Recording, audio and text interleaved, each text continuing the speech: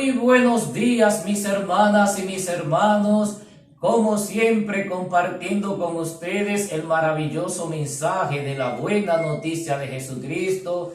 En este día de hoy continuamos con la lectura del capítulo 14 del Evangelio de San Mateo en los versos del 22 al 33.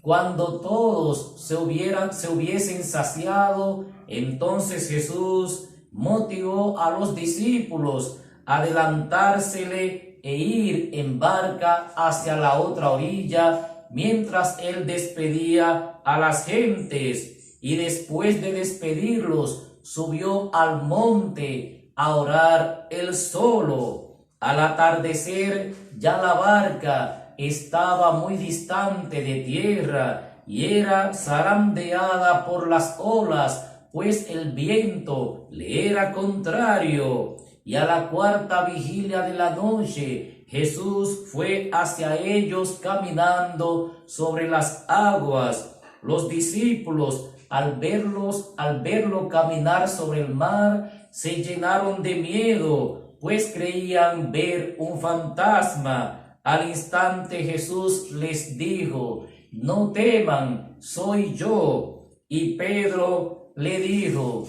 Señor, si eres tú, mándame ir hacia ti caminando sobre las aguas. Jesús le dijo: ven. Entonces Pedro bajó de la barca y comenzó a caminar sobre las aguas en dirección hacia Jesús. Pero al sentir la violencia del viento, sintió miedo y empezó a hundirse. Y Jesús se le acercó y le dijo: hombre de poca fe, ¿por qué has dudado? Cuando subieron a la barca, el viento se calmó y los que estaban en la barca se postraron ante él y decían: verdaderamente eres Hijo de Dios. Palabra de Dios.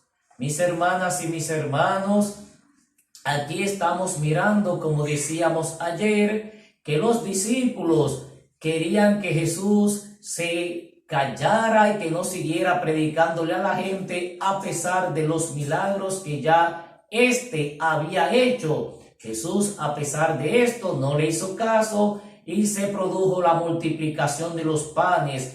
¿Qué vemos en el día de hoy?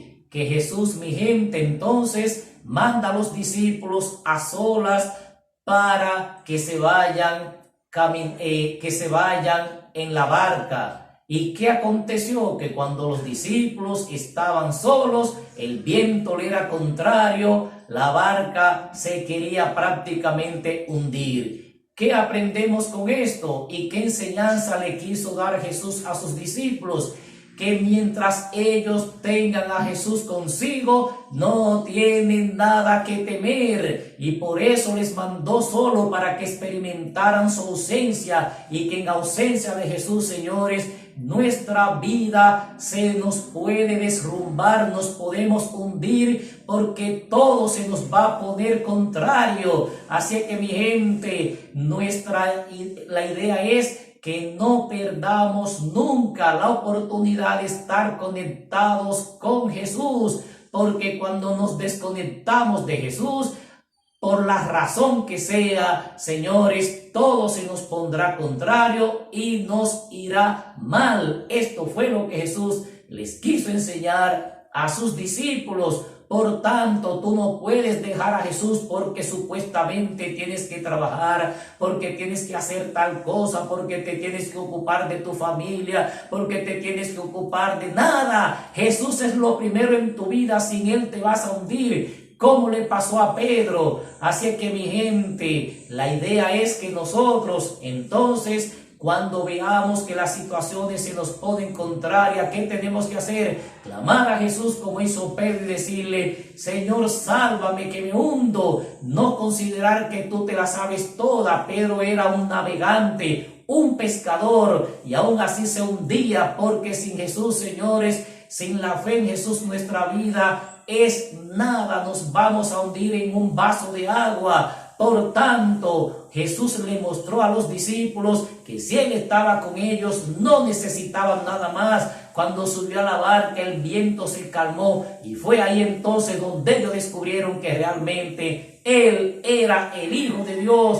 Deja que Jesús se sube en tu vida, que tome el control total de todas las situaciones que te están perturbando, que tú crees que te van a hundir, y verás, señores, entonces que vas a descubrir la gloria de Dios y te convertirás en un testigo vivo de su poder y de su misericordia y de su amor.